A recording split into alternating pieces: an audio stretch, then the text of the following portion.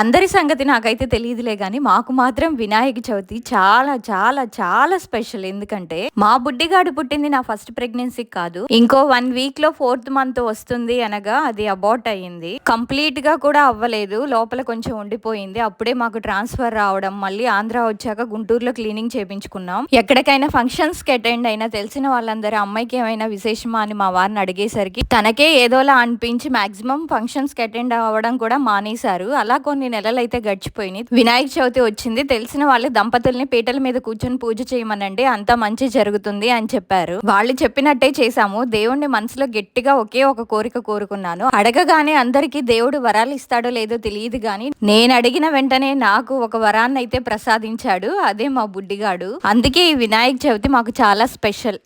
అందరికీ వినాయక చవితి శుభాకాంక్షలు.